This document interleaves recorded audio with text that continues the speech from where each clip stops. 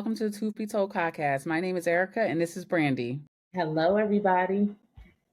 And if this is your first time joining us, our podcast is focused on providing underserved and underprivileged communities, particularly communities of color, with the information and tools to help them improve their dental health care experience. Yep. All right. So, um, if you've been with us and not joining us for the first time, we have been going back and forth and doing a restorative dental healthcare series. And so today we are going to discuss traditional braces. Okay. All right. So I had braces when I was a kid, right? Long time ago though, right? Brandy, you also had braces as well, right? Yes, as an adult, actually, yeah. Right. Okay. Mhm. So it's been a long time for me, but I do remember a lot of it because that was the first time I really started going to the dentist all the time. Okay. Mhm. So all right. So I know that initially, you go to your first consultation, right? Okay. Yeah.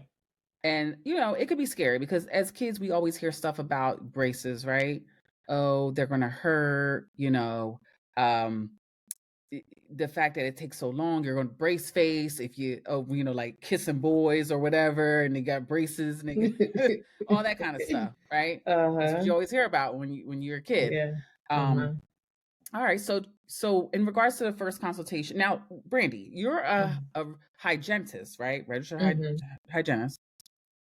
But do you deal like when you have to clean teeth? Are you dealing with a lot of, or are they coming into your office or do they go directly to an orthodontist? So, the orthodontist is just doing the actual braces. So, placing them, removing them, and tightening them every month. So, at the orthodontist, they're not getting cleanings, they're not getting checkups. None of those things are done. So, typically, the orthodontist will send anybody in braces to their regular dentist to have an exam, cleaning, or any like restorative work. So, I do see kids all the time with braces on, or adults with braces on as well. Okay. All right. Hmm. Yeah, Okay. for All right. also, Erica, I just wanted to add, like, when we were younger and kids were in braces at school, like it was not a cool thing. No, And now it it's was. like in vogue and like all the rage for kids to have braces. Like kids want them. When I see them, they're like into it's like a whole thing. So it's funny like to see kids now like be excited about braces when it was like, the worst when we were growing up. Like it It wasn't was, like and the I didn't thing. know because, girl, I got braces when I was like 10 or 11, and it wasn't Hmm. because I had gaps. It was because I had an overbite.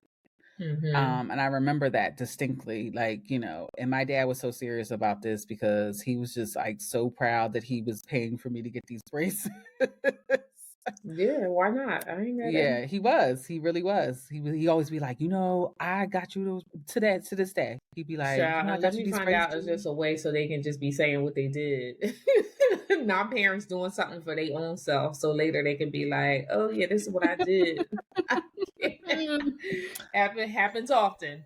But Yes. yes, Mr. Ricky, yes. Yeah. Okay. We is You know, I was excited like, that "Great." you got Erica's That's like, braces. You gotta you know listen. my dad, so let's be, how he do. Patting and stuff. Yeah, listen. Okay. All right. He did his So thing. so it's been a long time and I don't remember.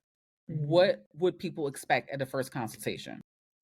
Okay, so at the first consult, basically, you're going to meet with the orthodontist and they are going to see first if you're a candidate for treatment. Like, what's going on? Do you have crowding? Do you have an overbite, an underbite, a crossbite, an open bite? Are your teeth misaligned? Are they just crooked? Do you have any jaw issues? They'll look at all that and they will take records. So they'll take impressions, they'll take pictures, they'll take special x rays, and then they will do kind of a workup. So that first consultation, they're basically going to look and be like, okay, this is your issue. Yes, you can use braces to correct this, or no, you can't, or yes, you can, but you have to do X, Y, and Z first. So, for instance, if you have gum disease or you have any gum issues, you will have to address those first. Or if you need to have fillings or restorative work, all that has to be addressed before you can have orthodontic braces. placed on. So there's a lot to be discovered in that first appointment, definitely. That brings me back to when I had to get the braces and I had to get like a tooth removed. I think I Hmm. recall that in order to have Hmm. this done. My Yeah. niece has braces Hmm. and she had a tooth that was up high Hmm. and it's now all the way down. So is that what is Hmm. that exactly? Like what So for you, since you had, did you say you had a overbite? I had an overbite, yeah.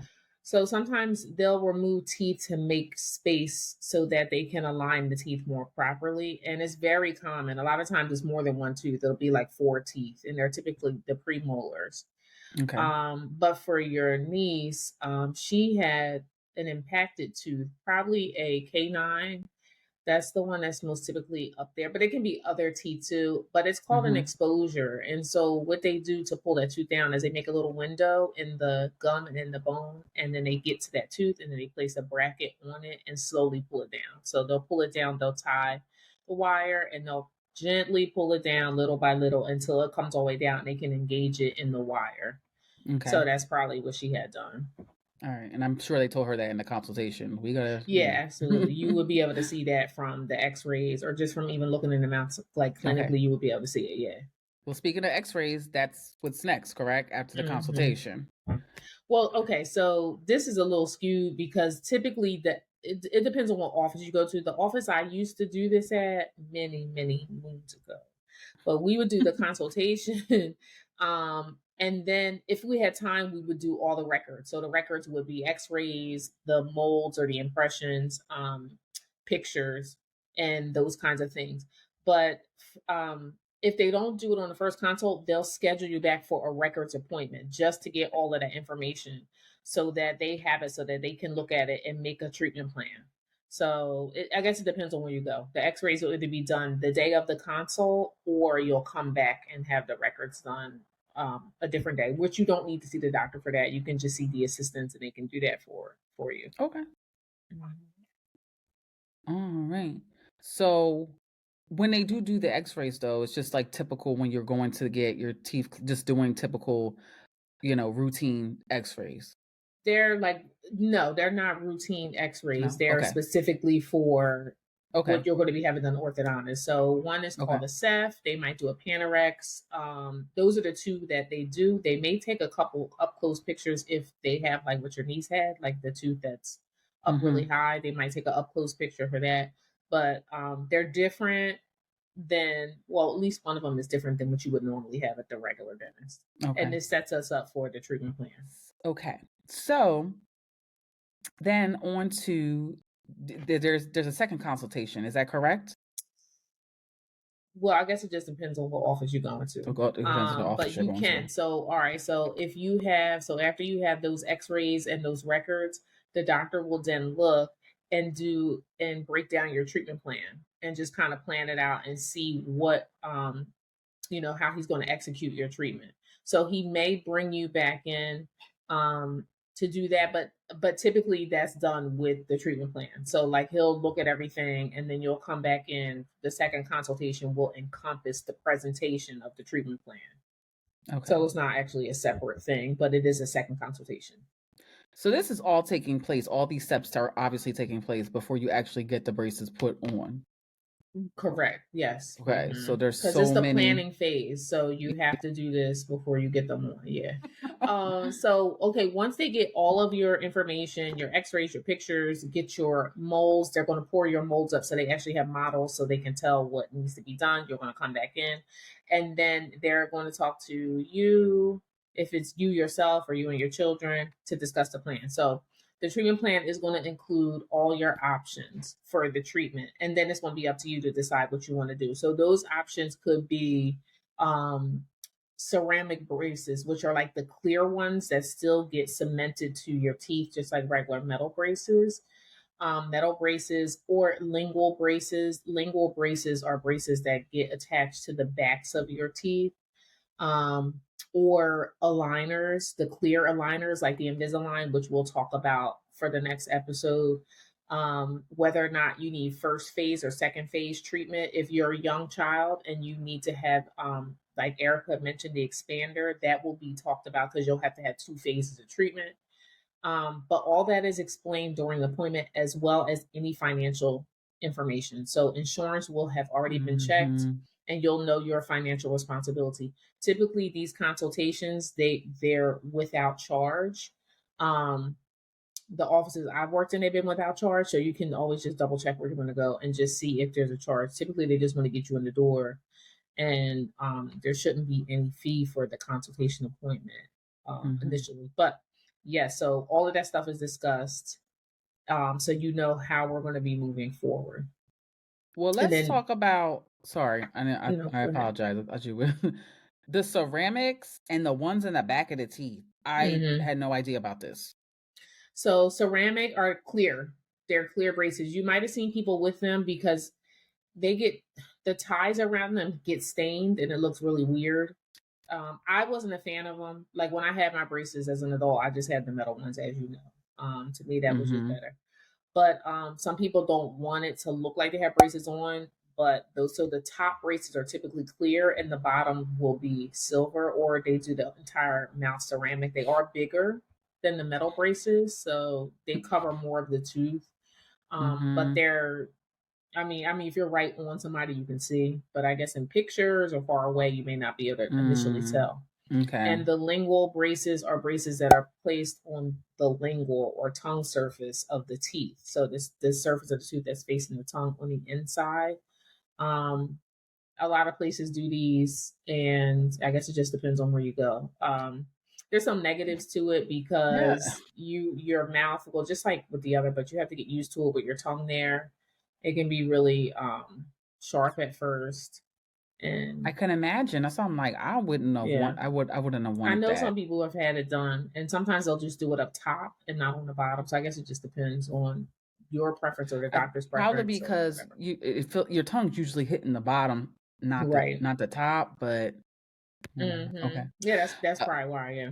so there's not a metal wire showing in the It's still a ceramic? wire. So the wire goes through the ceramic braces the same way it does the metal ones. Though, but the expander is typically for a younger patient. So you're probably like 7, 8, maybe 6. It's when they can tell that you're going Oh. to have that your jaw's going to be more narrow. And so since your jaw is still forming, they help it to make it wider. So you have to have an expander put in the roof of your mouth, and it's a key attached, a key that your parent has, and they'll tighten it up little by little. So I think it's like every, man, I can't remember. I don't know if it's every once a week. I think they might do the expander, and then you go back to see for how long you have to keep that Okay. in. So So when during the consultation and then they make up the treatment plan, they're telling you all these different things that you might need in regards to your specific case. And you have to get a tooth extracted, right? So that means now if you don't have, like I was talking about when I was young, my dentist office was the same as my orthodontist office. You mm, have to go then travel to the dentist if mm. if they're not together to or whoever extracts teeth. That's a can you give me the professional name for it? The So it actual depends on what you're doing. So you may have a regular dentist extract them, or it might be an oral surgeon. Okay. So either way, you're going to have to visit someone else to do that. You're going to have to visit someone else for your regular dentistry. I just want to make that point clear because for some reason, parents and children think because their kids are going to the dentist that they're actually going to the dentist. They're not going to the dentist to get their teeth cleaned, to be checked for cavities. They're going to have their braces tightened, and that's all that's happening. Nobody's checking for cavities. Nobody's checking for anything unless there's something that is like really sticking out and they're like, oh my God, you need to get this looked at. Also, you may not be a candidate for braces, children or adults, if your hygiene is poor. If your brushing and stuff is poor, they won't put braces on your teeth because it's only going to get worse, especially when you have braces on. So that will have to be resolved before you can have braces on, or before Mm. your child can have braces on. Just It's a commitment to have braces.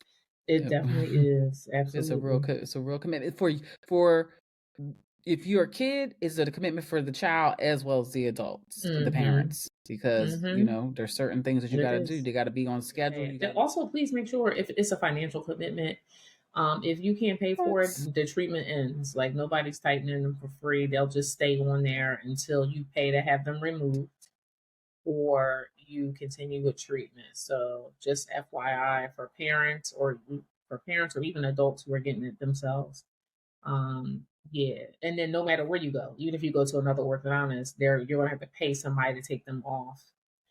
Um, or restart treatment. So ready to go? You ready to have the separators placed? Erica, you probably remember the separators. I They do. put like a little, rubber band in between the molars so that Yes. when you come back, you can have bands placed on those teeth so that there's space for those bands. So those are only placed on the molar teeth to make space. And it's usually about a week to 2 weeks before you have the braces put on. So that gives time to make a little bit of space so the bands can go on easily.